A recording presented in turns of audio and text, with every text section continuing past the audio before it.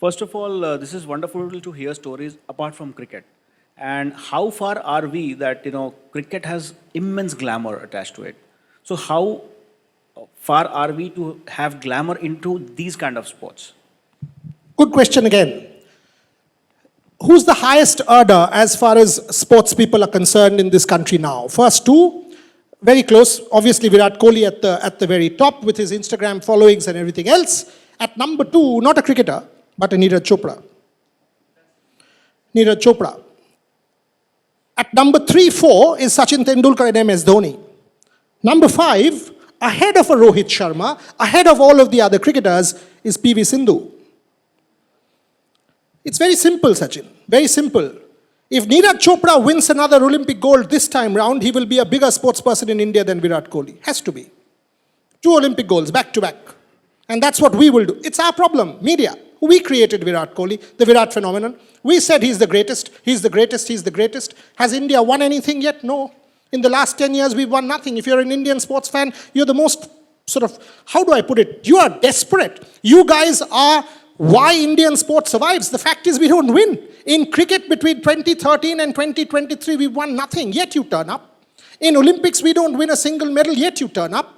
In every sphere, you turn up and you make a Virat Kohli, you make a Neeraj Chopra. So it's our problem. When I created Rev Sports, when Shormishta and I created Rev Sports in our team, the question was, who says that a cricket tournament in Dubai can be covered, but a Neeraj Chopra's Diamond League cannot be covered? Who said this? Who has decided this is less important, this is more? Who? Who has done it? We the media. And it is we, the media, who need to break that down. We need to disrupt. We need to create new ecosystems, new heroes, new champions, new stars. Neeraj is one. Let us win 10 medals. Let us win 35 in the Paralympics. And you will see, and by the way, here I do see the political class led by the Prime Minister playing an active role. Talking to the sports people, looking after them, giving them money, giving them glamour. People like Naveen Patnaik, 6 crores for a Paralympic champion and an Olympic champion, equal amount of money. That's where sport is. That's the change. And the moment you have that going forward in your country with Paris, trust you me, you will have newer champions, and the gap that you're talking about will break down. Women and men is the other gap. We keep talking about equal pay for men and women. Not happened. And the very simple thing is, when an Indian cricket team, by the way, I was sitting there and watching the India-England test match. What do we call this team? We call it the Indian cricket team. When it's the Harmanpreet Kaur's team that goes out, what do you say? The Indian women's cricket team. Why can't you say the Indian cricket team? The problem starts with us. If the men's cricket team is, do you say the men's cricket team? You don't. You say the Indian cricket team. So when it's the women's cricket team, why do you say the women's cricket team? Say the Indian cricket team. Break it down. Every little change, we have to break it down. We, you, me, everybody, we are agents of change. It's a media agnostic world. It doesn't depend on conventional media. You with your Twitter handles and Instagram handles, break these stereotypes down and you will go where Sachin is talking about.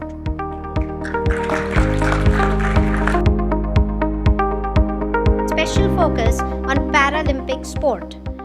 Within a year and a half, Rev Sports has won multiple awards and accolades and has been recognized as one of India's leading sports platforms. His most recent book is Odisha and Sports, a story of hope and glory with Vinil Krishna, which he will be talking about today. Welcome, Mr. Boria Majumdar. So I've just been given 25 minutes, which I think is a long time. You know, if you can't convey your thoughts in 5, you will never be able to convey your thoughts in an hour. And that's about us. Someone asked a very pertinent question about, about writing to Shormishta and Ali Akbar, saying, how do you capture your attention span? And that's the challenge. What do I talk about? Sachin very kindly allowed me to have a very free kind of session. A session where I can sort of articulate my thoughts in a manner that I have, over the last 25 odd years, done in the course of my career. So what am I supposed to do? What I will do, I will divide this into 2.5 parts. The first 10 minutes, I'll talk about why I did sport and what sport means to me and why sport is relevant for you and me. For the next 10 odd minutes, I'll tell you a few stories. I'll break this session down from a structure to not having a structure. And the last 5 minutes, provided you've not taken to our mobile phones and started tweeting or putting things on Instagram by getting bored, then I will get a few questions from you, and that will sum up today's keynote. So what is sport? What is sport? And by the way, if anyone feels extremely irritated and bored and frustrated, do take to your mobile phones because that's an indication. What is sport and what does sport do? Very simple. Let's take this literature festival. Shormishta's session with Ali Akbar was supposed to start at 3:15. It started at 4:35. Our flight, we were booked on an 11 a.m. flight which eventually took off at 2:10. It wasn't perfect. It wasn't perfect. Your festival, for the fact that an airline goofed up because of fog, so the airline will say there was some other issue, it wasn't perfect. And sport teaches you that. Sport teaches you to be perfect in an imperfect day. The quest is for perfection. The determination is for perfection. I want to shoot a bullseye. I want to shoot a 10.9. I want to score 100. I want to score that elusive goal that will get my country victory. I want to get that Olympic medal that India has not gotten so far. That's the quest for perfection. And the decisive last 1%, ladies and gentlemen, is what is the most difficult bit to go to. And that's what sport teaches you. Nothing, life isn't perfect. This festival can never be perfect. My books will not be perfect. Your stories will not be perfect. The piece that you write will not be perfect. But the quest is to always try and be perfect. And that's what sport teaches you. Why do I do sport? I do sport because sport also teaches me how to lose. It doesn't teach me how to win. Because on a daily basis, if anyone plays sport in this room, and there are about 70, 80 people, anyone who plays sport will know that you will lose far more than you will win. You will, any game, any sport, anywhere, you will lose far more than you will win. And that's the story. Sport teaches you how to lose. And believe you me, and now I'm going to say something that people generally won't say, it's okay to lose. It's okay to be not perfect. It's okay to be not okay. Trust you me. And that's what sport teaches us. Sport is the only thing where you and I will fail in public. Sachin Tendulkar will get out for a zero in front of, 100,000 people? He's failing in public in front of 100,000 people. But then, sport also allows you, and perhaps the only thing in the world that allows you to come back with friends and family, cohorts, the next day to come back and win in public again. It always gives you a second chance. And that's what is unique about sport. When you and I fail, I write a bad book, she writes a bad article, he does a bad piece, you do a bad organization. It's a very personal failure. You and I mourn in private. We go back, we are not happy about it. But it's very different with sport. Sport is about failing in front of a collective and then winning back in front of a collective. Moving on, sport is empowering. Let me tell you a story from my recent book, Odisha and Sport, which came out day before. The Chief Minister was kind enough to launch it. Now, this is a story about a girl who plays rugby in her village in Odisha. And her name is Hupi Majhi.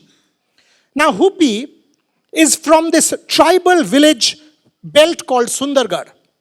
In her village, hardly anybody before Hupi Majhi played rugby. When Hoopy started playing rugby, and by the way, her parents are extremely poor, they come from a very underprivileged background. So for her to play rugby was a kind of a rebel, a break from tradition, a disruption.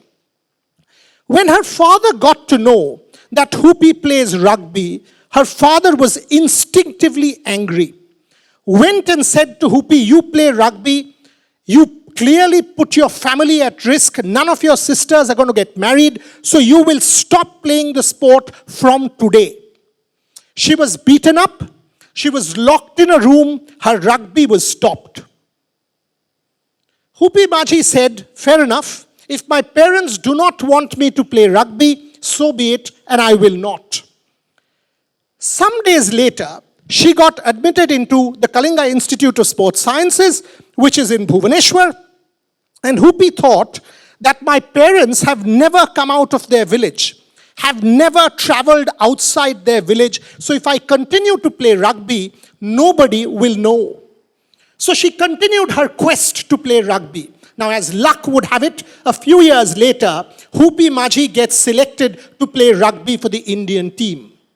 The moment she gets selected to play rugby for the Indian team, her photograph comes out in the newspaper. Her father picks up the newspaper and like, you have started playing rugby again. You are clearly, you're a blot on your family. This is not supposed to be done. And the whole world, the wrath of her father and everybody's angry. She's brought back to her village and the same discourse, no you can't. She's like, fair enough, I won't. There's one small difference.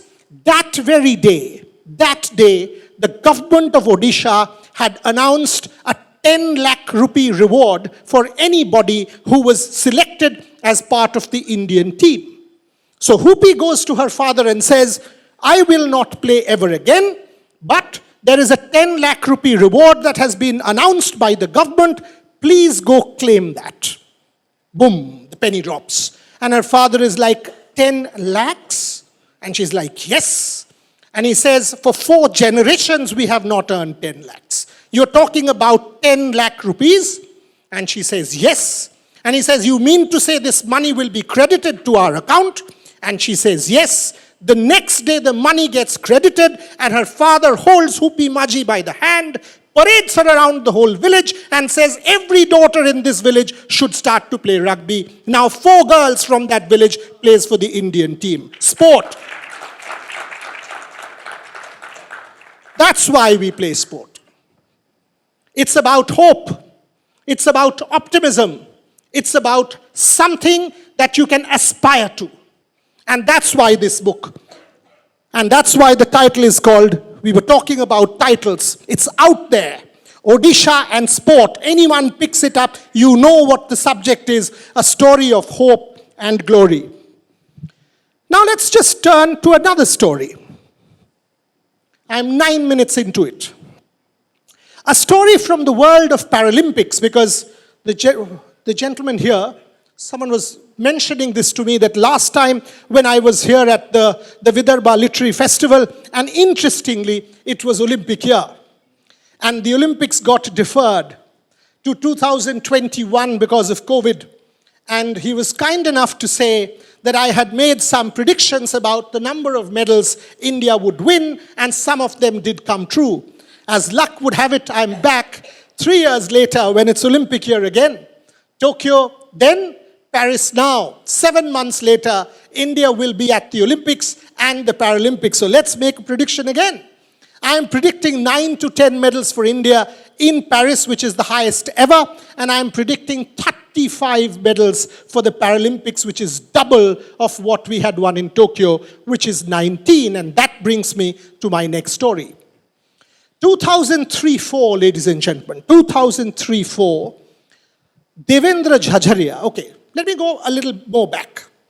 How many of you, and this is an erudite audience, it's part of a literary festival, it's an audience that reads. How many of you, and someone from this region, how many of you have heard of Murlikant Petkar? How many? How many of you have heard of Kartik Aaryan, the Bollywood star? Hands have started to go up, right? Karthik Aryan is playing Murlikant Petkar in his biopic. So soon, everybody would hear of Murlikant Petkar. Now, what is the story of Murlikant Petkar?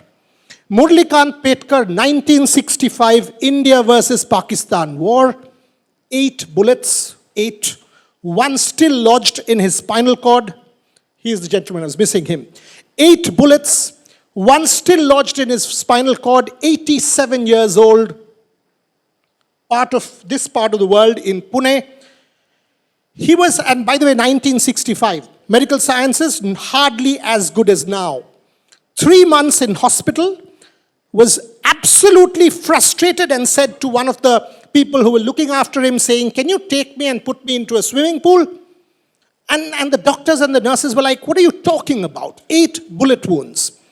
And he was insistent, "No, you've got to get me out of hospital and put me into a swimming pool." And they did that, which was about a mile away. And that started a quest, and as I said, a quest for perfection. This was 1966-67. 6 years later, 1972, Murlikant Petkar wins India's first ever Paralympic gold in the 1972 Paralympics. And thereafter, yes, that's the reaction. That is exactly the kind of reaction. Oh, yes. And that's the kind of awe that happens to all of us when you tell these stories about sport. Murlikant Petkar goes on to win the first Paralympic gold and subsequently many, many, many more medals at the Paralympics for India. The problem is, and it's a problem with us, we've not been able to tell a story to you all, so you should have heard of Murlikant Petkar. It's our fault, not yours. And that's why these festivals are important, because in sport, we don't preserve. We don't tell our stories, we don't put things across, and that's what should have been done. Fast forward 30 years to Devendra Jhajaria. Devendra Jhajaria, the only person who's won 2 Paralympic gold medals for India and 1 silver. Now, Devendra Jhajaria in 2003-04, 1 year before the Athens Olympics and the Paralympic Games, was going for this competition. He was going for this competition where there were a number of Chinese athletes and others as well. And Devendra goes there and sees these athletes train with what was a TheraBand. How many of you train with a TheraBand? Everybody should know a TheraBand. And Devendra went and said, "Ye kya hai?" And they said, "Yeah, this is a TheraBand and it sort of helps us to sort of strengthen our shoulder." And Devendra obviously in his life had never seen a TheraBand, and he did not have a team of sports scientists and nutritionists and physios and coaches. So he was like, what am I supposed to do? How am I supposed to compete with these guys? He comes back to India and he tells me, "भाई साहब, मैं किसान का बेटा था, मैं घर गया, मैं कुल्हाड़ी लिया, पेड़ काटना शुरू कर दिया, हर दिन मैं पेड़ काटता था, एग्जैक्टली सेम मूवमेंट, 400-500 बार मैं पेड़ काटता था, मेरा शोल्डर का एक्सरसाइज होता था. Next year I went to Athens and I won the gold beating China." Jugaad. That's what India is known for, right? Jugaad. And that's what we need to break. Believe you me, you can have 1 Devendra Jhajaria, 1 Murlikant Petkar with Jugaad. With Jugaad, you cannot have a structure. And if you have a structure, you will win 35 medals in Paris. And that's where we are now.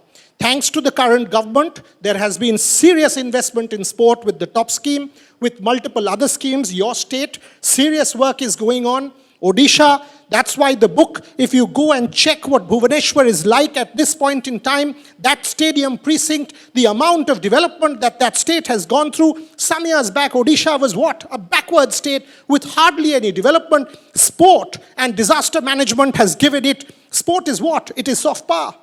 It has placed Odisha at the forefront of the world and at the forefront of Indian sporting change. The whole story of transformation is what this book is all about. And as I told you, I will say a few stories. I told you 2. Now 2 more. One about my very dear friend Abhinav Bindra, who has a sports science center in Odisha. And that's why this story. Abhinav Bindra was in the final of the Rio Olympic Games, which I covered 5. So Abhinav Bindra was, soon after he had made the final, it was very similar to something like this. He was sitting on a table, exactly like this, and preparing for the final 45 minutes away. The moment he sat down, this table broke. And the moment the table broke, his sighter, which he had created for that Rio Olympics, his sighter fell on the ground and that sighter broke. So he actually was shooting without a sighter. If it was about you and me, we would collapse under pressure. What is pressure? Pressure is like air. If you have too much, you will have a hurricane. If you have too little, your lungs will constrict and you will die. If you have optimum of it, you will swing through. In Abhinav's case, the pressure was starting to mount because it was an Olympic final and his sighter had broken. There was no sports science in India. So I asked Abhinav at that point in time, we met, we had eye contact, and I was like, now what? We were perhaps more nervous. And he's like, now nothing, go shoot. And he did. He lost the tie break by 0.1. Do you know how much 0.1 is? If I ask Shormishta to pick out one strand of hair, one strand of hair, and take out the tip of that one strand of hair, Abhinav had lost an Olympic medal by 1/3 of that one strand of hair. That's how close it was, ladies and gentlemen. 0.1 in a tie break. And you know why? Because we did not have sports science to have a second backup. We did not have sports science to allow people like Abhinav Bindra that backup. And now we do. Now we do in Odisha. Now we do in our country, thanks to Abhinav Bindra and thanks to the Olympic Value Education Program, which now has 200,000 kids in that state who are all part of this value education program, who are growing up with sports science. Imagine this. 2 months back, 3 months back, we had the IOC session in Mumbai. And the International Olympic Committee president was there. There were 5 kids from Odisha, 5 kids, tribal, underprivileged, never been exposed to a gathering, never spoken English in public, and those 5 kids addressed a gathering with the IOC president and the Prime Minister of India and multiple other ministers in English, and the IOC president was in awe. Sport. That's what sport does. That's what it is all about. When you go out of this room today, just tell yourself it's fine to be not good today. It's fine to be not okay. It's fine to lose. It's fine to fail, because tomorrow's a new day. The sun will rise, so will you. And that's what sport teaches us. Couple more minutes before I open it up for questions, and thankfully no one has checked their mobile phone, so that's not bad.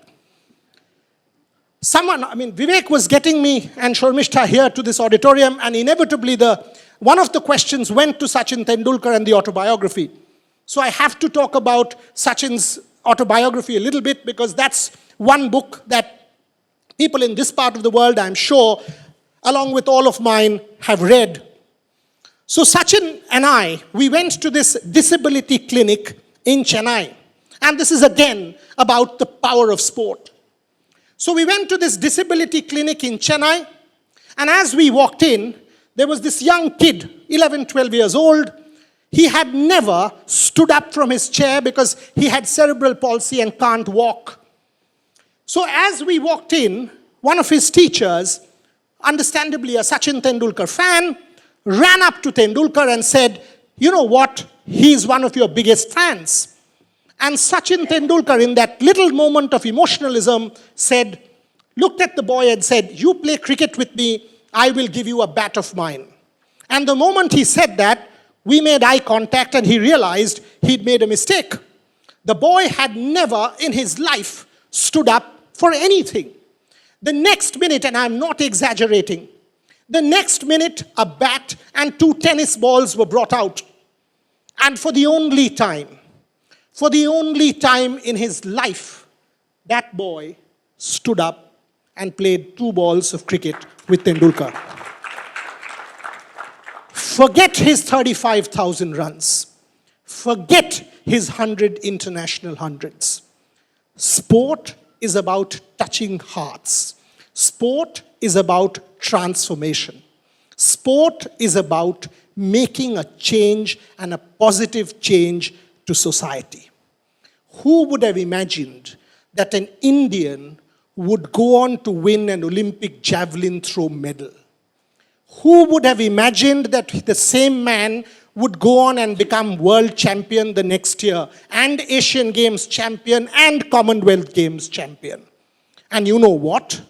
I had written a piece, and my final story, 21 minutes, my final story, I had written a piece soon after he won the world championship, Olympic champion, world champion, Commonwealth champion, Asian champion, that Neeraj Chopra is the greatest Indian athlete. And I had kept in mind an Abhinav Bindra, a Vishy Anand, a Sachin Tendulkar, a PV Sindhu, a Mary Kom, and the rest. At 1 a.m. in the morning, a message comes, WhatsApp, sir, aap jage hue ho? I'm like, हाँ, may I call? मैं phone कर सकता हूँ? And I said, हाँ, जरूर करिए. And Neeraj Chopra calls at 1 a.m. in the morning and says, आपने ये piece लिखा है? I said, हाँ, problem है. He said, नहीं, आपको लिखना नहीं चाहिए था. I said, क्यों? क्यों नहीं लिखना चाहिए था भाई? तुमने वर्ल्ड चैंपियनशिप जीत लिया है, डायमंड लीग जीत लिया है, ओलंपिक्स जीता है, क्यों नहीं लिखे? He said, सर, मैंने ना 1 ओलंपिक गोल्ड जीता है. माइकल फेल्प्स 26 ओलंपिक गोल्ड जीता है, और 1-2 जीतने दीजिए, उसके बाद जरूर लिखना, अभी मत लिखिए. And that told me that deep down,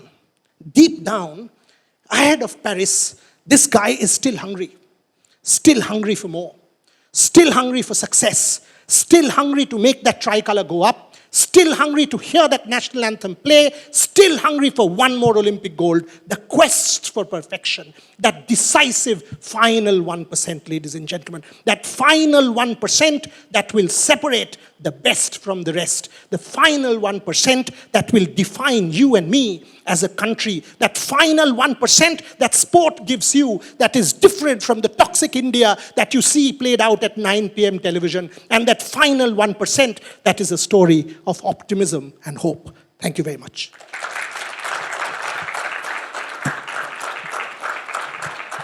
Questions? We've got 5 minutes.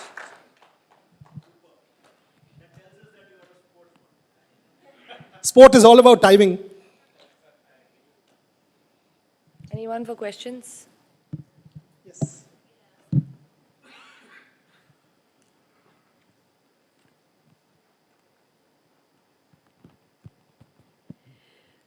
Hi. I guess all the schools, colleges, we do have a lot of sports training happening these days. But do you feel sports as a subject or sports science as a subject should be introduced right from the school age so that they know about the stories of all these people? Extremely good question, very relevant. Now tell me, ma'am, why is it that the United States or the United Kingdom or Canada or Australia or any of these countries have sport as a part of their life? In India, we have made significant progress in 2 things. 1, mathematical literacy, and 2, alphabetical literacy, science, everything else. Have we made progress in physical literacy? No. We don't play. Our daughter, the moment she runs in the house, both Shormishta and I, like, mat karo yaar, gir jaoge. Daudi na, pode jabe. Don't run, you'll fall, you'll get hurt. Each one of us do that. It's part of our culture now. And you know why? Because sport is not integrated into the curriculum. I'm not discrediting anything, but when you're studying a peasant rebellion from 1870s or something like that, why would you not study a Dhyan Chand as part of your school book? A Dhyan Chand who has won 3 Olympic medals in the 1928, 32, 36 period, making India or India's soft power known in front of the world and establishing India in the global parliament of nations as a nationalist figure. Why would you not study Dhyan Chand? Why would you not study a Sachin Tendulkar and the impact that Sachin has had as part of globalization, as part of liberalization, that India, when he stood as the symbol, in this whole consumerist kind of society that we are living in now. If you take 1 or 2, where is India, ma'am? Is there an India? Think about it. Our languages are different. Our dresses are different. Our ideologies are different. Politically, we are different. Food, different. There's one India, ma'am, when India plays sport. When the World Cup happened in Mumbai, or the World Cup final happened in Ahmedabad, both you and I were praying for Virat Kohli to get that 100. That's where India exists. You don't want to study that in your school? It's your problem. We are missing a trick. Other questions? Yes.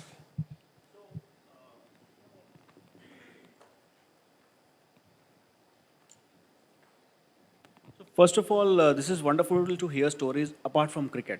And how far are we that, cricket has immense glamour attached to it. So how far are we to have glamour into these kind of sports? Good question again.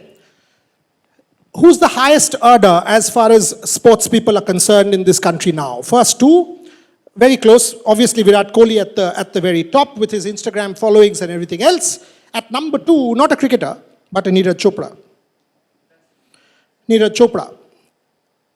At number 3, 4 is Sachin Tendulkar and MS Dhoni. Number 5, ahead of a Rohit Sharma, ahead of all of the other cricketers, is PV Sindhu. It's very simple, Sachin. Very simple. If Neeraj Chopra wins another Olympic gold this time round, he will be a bigger sports person in India than Virat Kohli. Has to be. 2 Olympic golds, back to back.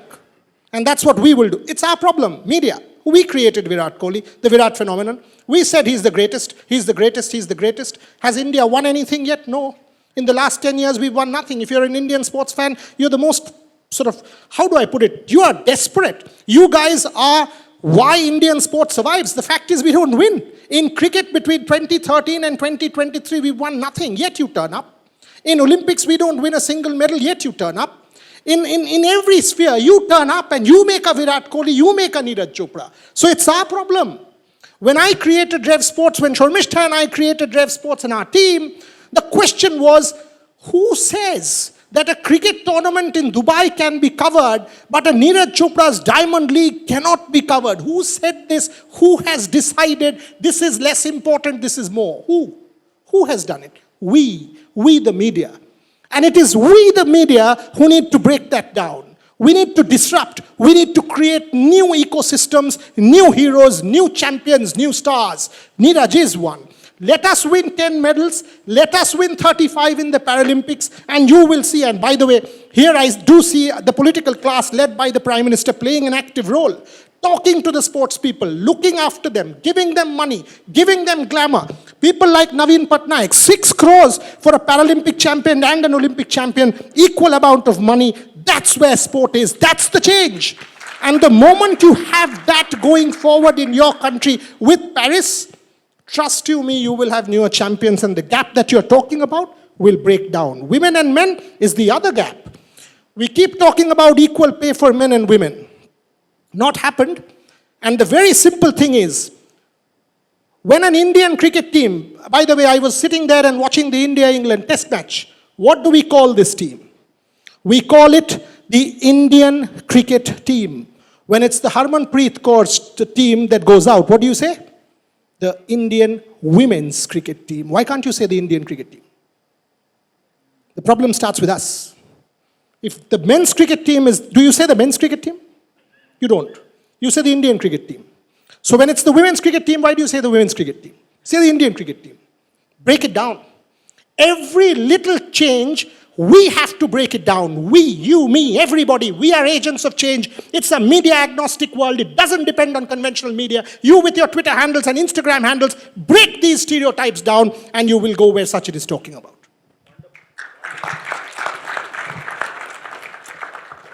Any more questions? Yes, sir. Okay, I'll be loud. What do you think about Commonwealth Games getting shut down?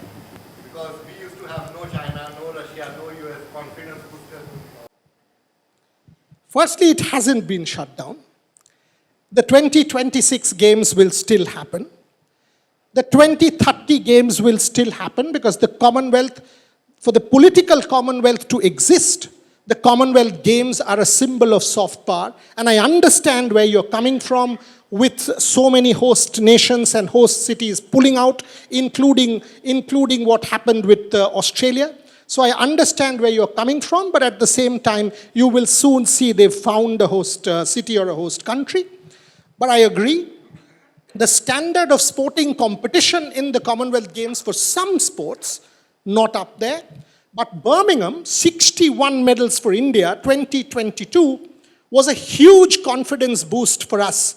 And when you saw people like, the Indian team in lawn bowls, for example, winning something that Shormishta covered, you have not even heard their names in their lifetime, and they go on to get the Padma Shri the next year. When you see people like, and we had incredible medals in, say, judo, in lawn bowls. I'm not talking about the more conventional disciplines where we are expected to win medals. And I thought that was a revolution. Who said you have to win gold medals always? It is also about getting there. And by the way, there are some disciplines like the long jump where you're talking about the top 8 jumpers in the Commonwealth are perhaps the top 15 jumpers in the world. So there are some events which are right up there. Absolutely right up there in terms of standard of competition. Some, including athletics, is also right up there. So when we say Commonwealth, talk hockey, you talk about Australia, you talk about New Zealand, you talk about Great Britain, you talk about India, you talk about South Africa, you're actually talking about standard of sports competition that is right up there. So when we make blanket statements like, oh, Commonwealth bekar hai, we must clarify and we must qualify what we are trying to say, because that kind of attitude is what is a problem. If you say it's pejorative and it's negative, and if participate karke fayda kya hai, obviously the Commonwealth Games is not the Olympic Games, but then do you not play bilateral cricket against New Zealand or Sri Lanka or Bangladesh or New Zimbabwe or whatever? You do. So if you can play those, you might as well play the Commonwealth Games, because the Commonwealth Games will give you a platform for greater success. So if you ask me, I do think the Games will survive. Yes, sir. Some of the answers already came to the question which I'm going to ask, but one more still. The film personality's influence is still much more than the sports personality's influence on common man. And the TRP, whenever the telecast is done, media people consider that. So how to make that change? So, sir, you think Virat Kohli is less popular than a Shah Rukh Khan? You seriously think so?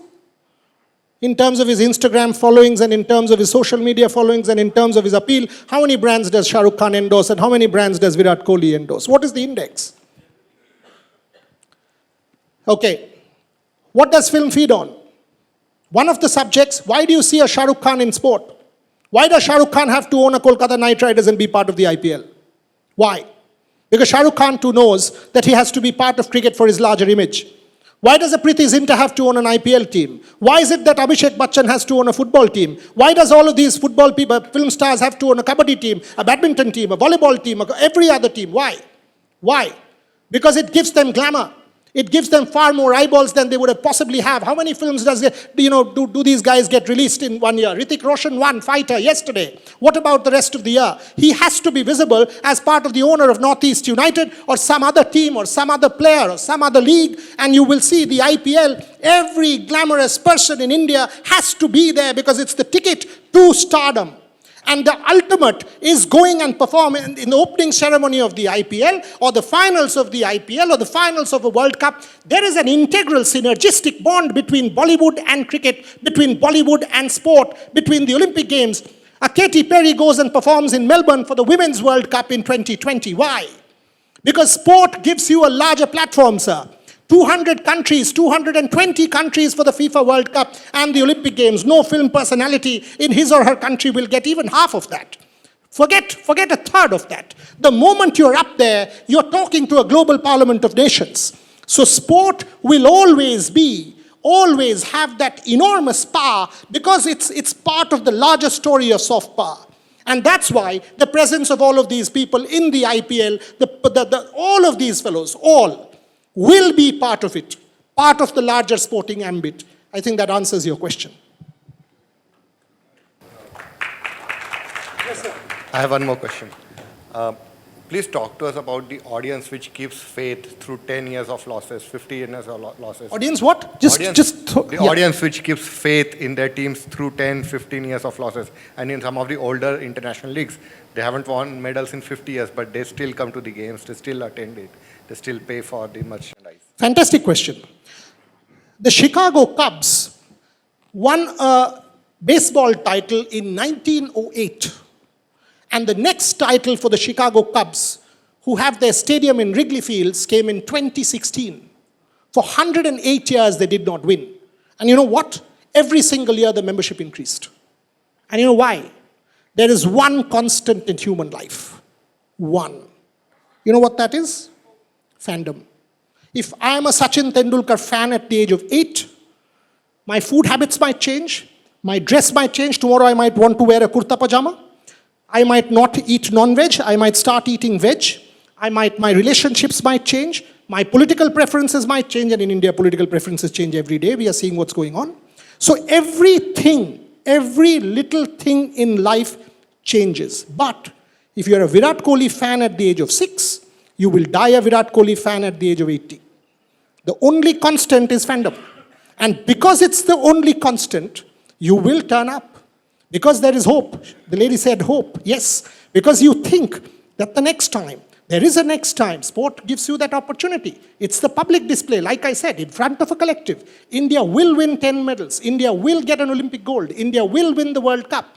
There is always that hope, and you will keep turning up because you want a Rohit Sharma, Virat Kohli, Neeraj Chopra, PV Sindhu, Mary Kom to win that gold, stand up for the tricolour. When the tricolour goes up, the Janagana plays, you and I will stand up and celebrate. So fandom is the only constant, and that's why sports fans are to be celebrated, not the toxic Viratians and Rohitians. I see that toxicity every day. I see that toxicity when I write about one, they come and criticize me and troll me for the other. Not that I care. But the fact is, that is a problem of Indian society. There is no Rohitian, there is no Viratian, there is one Ian, and that is Indian.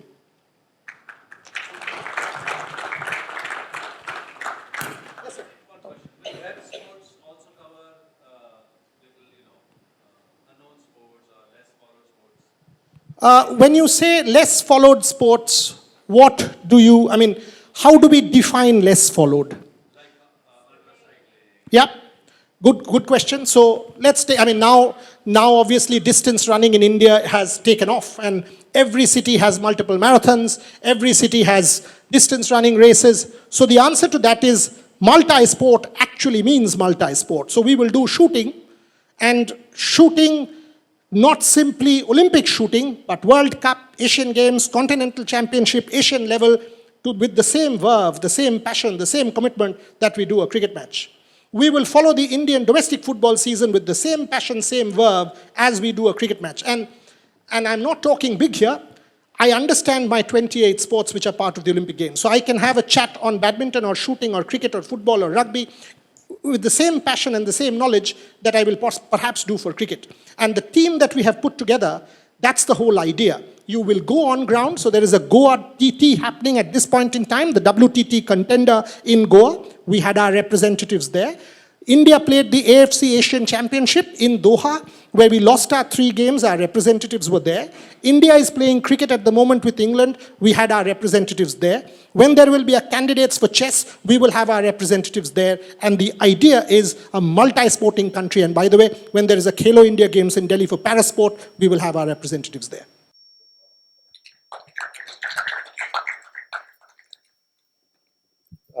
Maybe this is a apocryphal story. Swami Vivekananda used to say 2 things about gaining independence. One was play football, and the second was the food habits, if I can put it that way. So there is this notion that the stream cannot rise very far from the river. So we have a special notion of what is the right food to be eaten, and there's the high protein diets of these other countries, say even African countries. We are generally very poor, but they get a lot of medals because the diet is different. What do you think about that? Is that part of the sports nutrition science? Again, interesting. Sports nutrition is an entirely different world now. But I will give you one comment from Sunil Chhetri. Sunil and I are good friends, and I was talking to Sunil and we were talking about talent, and he said, look, a Cristiano Ronaldo or a Leo Messi are way more talented than any one of us. But how much we put in terms of effort is on us. That we can control. And then he went on to say what you just asked. He said, quote, I eat what I need. I don't eat what I like. And it stayed with me. That's the sacrifice that Sunil Chhetri has had to make. I eat what I need. I don't eat what I like anymore.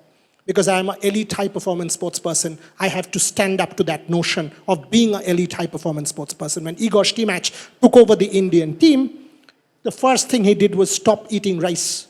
Because there are certain things that you can't. And look at the Indian football team now. Whatever they are fit to run 95 minutes and push any other country. Sports nutrition, sports science is absolutely integral and essential. And by the way, we have no problems.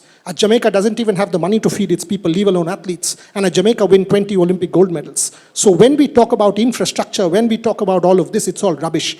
The kind of money that India puts in for its athletes is way more than any other country, except maybe a handful. So we have all the facilities that we need in the world. We have the passionate fan base. All we now need is concerted structure, proper systems in place, which we are putting, and there is a sporting revolution that is on. So I remain optimistic as the story of hope and glory. Thank you. There are more questions?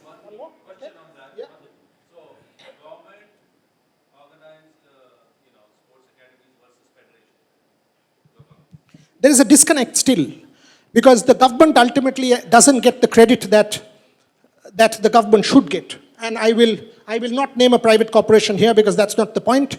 But what we do see is from the top scheme, from all of the, okay, take the Athletics Federation of India.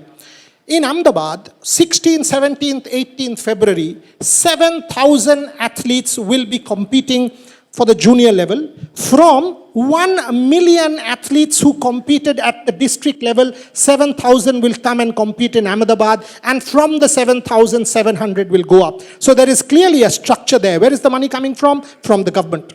The government, which is now funding the Athletics Federation of India, and the Athletics Federation of India is now sending its elite athletes, Neeraj Chopra, Kishore Jena, Harmilan Bains, Jyoti Yaraji, Shriyanka, you can keep naming them. All of these athletes are going abroad. There are foreign coaches who have been in India. Not without structure do we win 29 medals at the Asian Games. Only athletics got you 29 medals. There is a structure. Yes, I agree, there are certain federations which are in disarray. I agree. Wrestling, nonsense. We have not been able to solve the wrestling problem in the last year and more. And we've seen what has happened to our athletes. We've seen the talented athletes not getting the due. And I'm not talking about Bajrang and Vinesh. Bajrang and Vinesh have gotten what they want. Bajrang and Vinesh do have the means. I'm talking about the next gen, the 17, the 16-year-old, the 15-year-old who are not going to be able to get to national camps and are missing out on a possible Olympic participation. They are my concern, not Bajrang, Vinesh and Sakshi. That is where I think there has to be more dialogue between the government and the federation, where such things need to be nipped in the bud and the structure retained. You cannot have an ad hoc body. You cannot have an ad hoc body to come and run a sport for months and years, because none of the people who run that ad hoc body have any idea about wrestling, and that's where the sport suffers.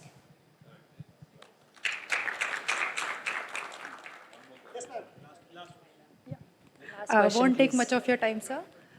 Sir, there are many fantasy sports that are coming right now, like Dream 11, and majority of them are for a cricket. So do you think we should have, or what are the measures that we can take to popularize other sports through this fantasy, and how effective it could be? Fantasy is very simple. Why do you play fantasy? How do you play fantasy? At the essence of fantasy is telecast. If there is no telecast, you can't play. Think about it.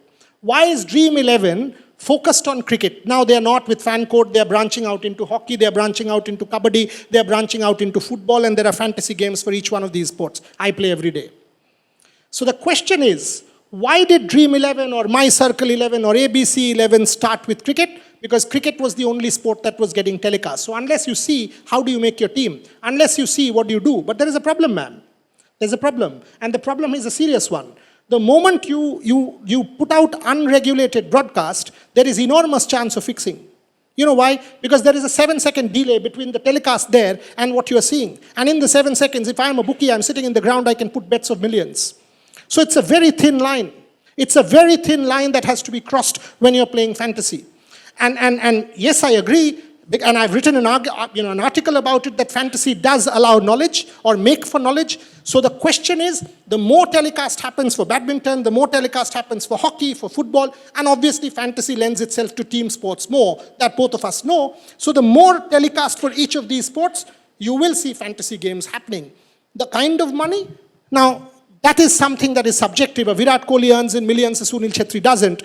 But That's fine. So maybe the larger games that you play in fantasy, for a cricket match you will, but that's for test cricket and T20 as well. For a T20 you will get a game where you'll get 5 crores, but for a test match you will not get a game which will get you 5 crores, you'll get a crore. So for football you might get 10 lakhs, but you will get a game. So the essence is telecast. Whether it is YouTube telecast, whether it is fan code, whether it is any, the moment these rights are sold, the moment these games are put on telly, the moment these games are put on digital, you will see fantasy booming. And good, because the more you play fantasy, it's like esports. The moment you get converted, somebody or the other is part of the ecosystem, and that will eventually help the sports ecosystem to grow. Thank you so much, everybody, for asking such wonderful questions. I had questions myself, but all of you asked my questions. Let's hear yours. No, Let's I wanted finish to with ask the yours. same question that she was asking because I work in ultra cycling and I do the media for that. So, and the answer that you gave was correctly said because we have viewers from all around the world watching us do the live telecast for all these riders who are riding such long distances. So thank you everybody for being such a wonderful audience and obviously yourself because you went without water and spoke non-stop for 45 minutes, which is a wonderful job done. So with that, we are done with the first day of VLF. Do not forget that we have a wonderful day tomorrow as well, Sunday. You're free, of course. So please do come. And without further ado, I would like to request Sachin to come up on stage and present a memento to Boria sir. This is a one-of-a-kind photograph taken of a Nagpur monument. So let's have a round of applause.